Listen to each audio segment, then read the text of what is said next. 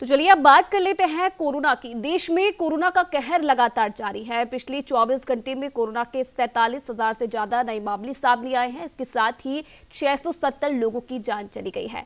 हालांकि बीते 24 घंटे में 54,000 से ज्यादा मरीज रिकवर भी हुए हैं। देश में कोरोना संक्रमितों का कुल आंकड़ा 84 लाख के पार पहुंच गया है।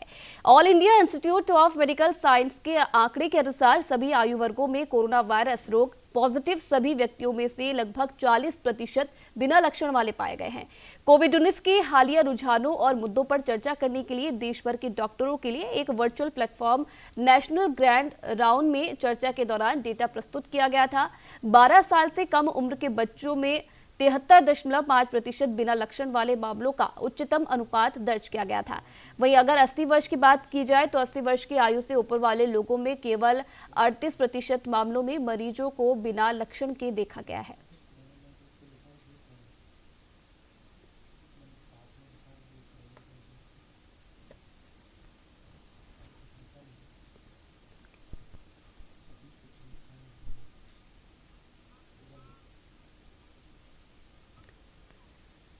तो वही दिल्ली से ब्यूरो चीफ प्रशांत शर्मा ज्यादा जानकारी के लिए हमारे साथ जुड़ रहे हैं। प्रशांत, जिस तरीके से कोरोना की लगातार हम बात करते आ रहे हैं, धीरे धीरे कई राज्य ऐसे हैं जहां पर रिकवरी रेट भी बहुत अच्छा हुआ है, लेकिन अगर देश की राजधानी दिल्ली की बात करें तो वहां अभी तक खतरा मंडरा रहा है।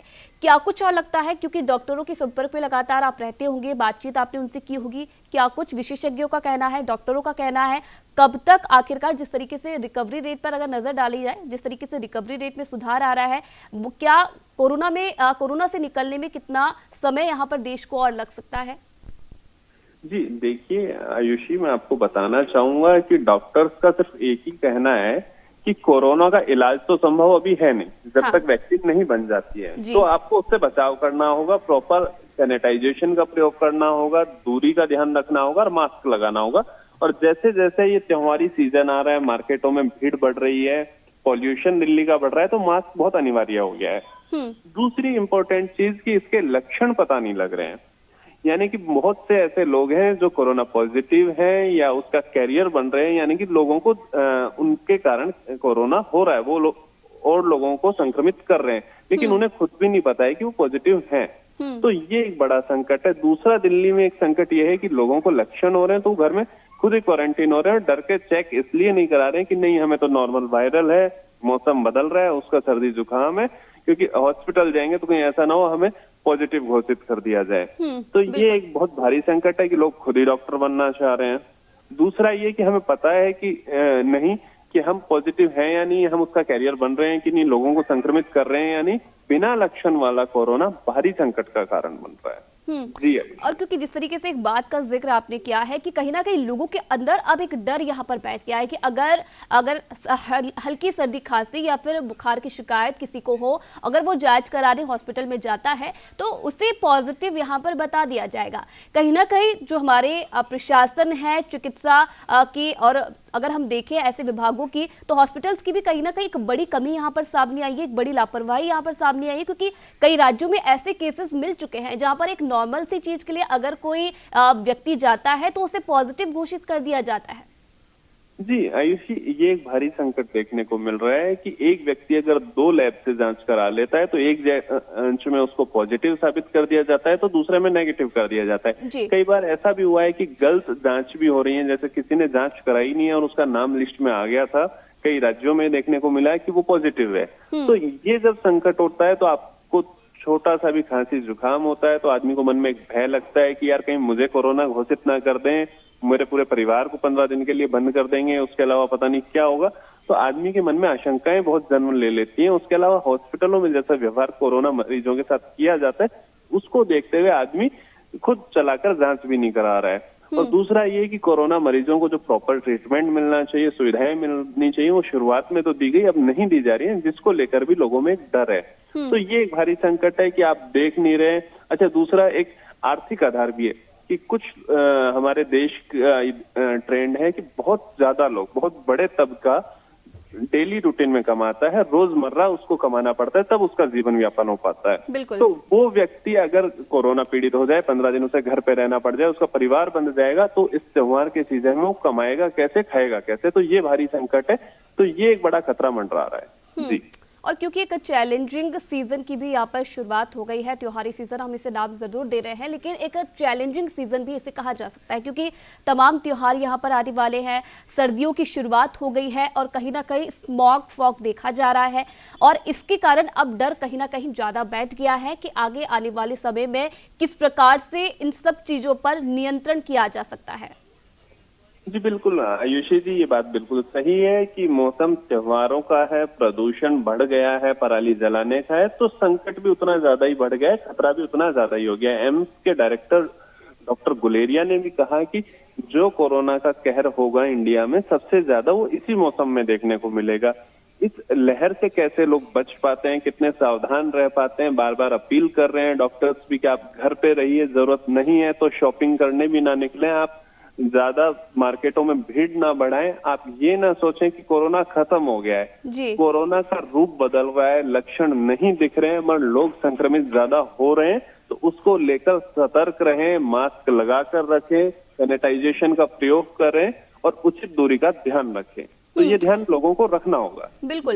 और कहीं ना कहीं जिस तरीके से कई राज्यों ने एक कदम आगे उठाते हुए आने वाले त्योहारी सीजन को ध्यान में रखते हुए कदम यहाँ पर जरूर उठाया है, पटाखों पर बैन लगा दिया गया है, प्रदूषण को रोकने के लिए कहीं ना कहीं तमाम प्रयास भी यहाँ पर किए जा रहे हैं। क्या कुछ लगता है, क्या इन सभी प्रयासों से जो मेहनत है सरकार की, क्या वो रंग लाएगी? कोरोना का जो बढ़ता प्रभाव है, क्या उस पर थोड़ा बहुत नियंत्रण पाया जा सकता है? क्योंकि जनता तो कहीं ना कहीं लापरवाह यहाँ पर हो ही गई है, सरकार के आगे अब ज्यादा जिम्मेदारियां हैं क्योंकि जिस तरीके से प्रयास किए जा रहे हैं। प्रशांत, क्या लगता है, क्या ये नियंत्रण लगाने में कामयाब हो पाएंगे? जी देखिए आयुषी जी, मैं आपको बताना चाहूंगा कि अकेली सरकार तब तक कुछ नहीं कर सकती है जब तक कि उसे जन समर्थन हासिल ना हो। बात करते हैं पटाखों पर बैन लगाने की, लेकिन ये वही सरकार है जिसने पहले पटाखों के लाइसेंस जारी कर दिए। यानी कि पहले आप लाइसेंस दे देते हैं तो एक आम व्यापारी, गरीब व्यापारी 10 लाख का, 5 लाख का, 10,000, 50,000 का पटाखे लेके रख लेता है और उसके बाद तुरंत आप घोषणा कर देते हैं कि नहीं पटाखे बैन होंगे। यानी कि कोरोना के दौर में वैसे ही आर्थिक संकट था, आपने बैन लगा दिया, अब वो पटाखे तो फेंकने जाएगा नहीं।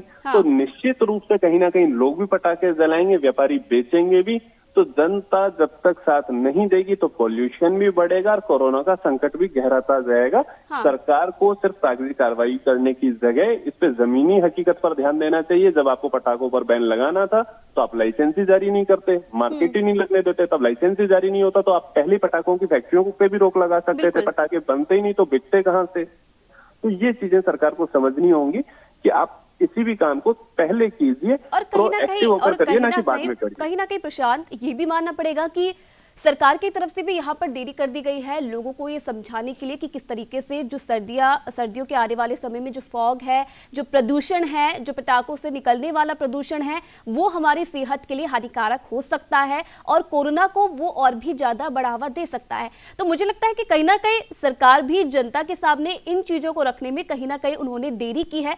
अगर इस चीज को पहले ही जनता के सामने रखा जाता, उन्हें इस चीज के बारे में समझाया जाता, तो जो लापरवाही अभी ज्यादा देखने को मिल रही है वो थोड़ा कम देखने को मिल सकती थी। जी बिल्कुल आयुषी जी, आपने सही कहा कि सरकार को प्रोएक्टिव होकर काम करना चाहिए था, क्योंकि आपको पता है सर्दी आनी थी, आपको पता था दिवाली का त्योहार आना ही है, आपको पता है पॉल्यूशन का AQI बढ़ना ही है, तो फिर आपने तैयारियां क्यों नहीं की? क्या आप इंतजार कर रहे थे कि आम आदमी, आम व्यापारी और बर्बाद हो जाए? क्या आप इंतजार कर रहे थे कि कोरोना का स्तर बढ़ जाए तो हमारे हॉस्पिटलों की हम तैयारियां करेंगे? हम चाह क्या रहे हैं? जनता से समर्थन चाह रहे हैं तो जनता को समझना होगा और उन्हें समय से समझाना होगा। जरूरत है कि जन भावनाओं को हम समझें, इस समाज में कैसे कार्य होता है। क्या दिवाली का हमें किसी को पता नहीं था? सबको पता था। तो आप पहले जून जुलाई में ही घोषणा कर देते कि इस बार पटाखे नहीं बनने चाहिए, फैक्ट्रियों पे रोक लगा देते, तो ना पटाखे बनते, ना व्यापारी वहां खर्च करता, अपना पैसा कहीं और लगाता। यानी कि आपको पहले प्रोएक्टिव होकर वर्क करना होगा। गवर्नमेंट को अब जो गवर्नमेंट कार्य कर रही है वो बाद का कार्य कर रही है, यानी कि सांप निकलने के बाद लकीर पीट रही है। आपको पहले कार्य करना चाहिए, ना कि बाद में, जिससे जनता का ना तो नुकसान हो और जनता आपको समर्थन भी दे सके और पर्यावरण प्रदूषण रोकने के लिए, कोरोना को रोकने के लिए आपकी नीतियों के अनुसार कार्य कर सके। जी आयुष। चलिए, खैर बहुत बहुत धन्यवाद प्रशांत शर्मा तमाम बातचीत करने के लिए, तमाम जानकारी देखने के लिए। फिलहाल देखने वाली बात ये होगी कि कब तक आखिरकार देश को कोरोना से राहत मिल पाती है। बढ़ती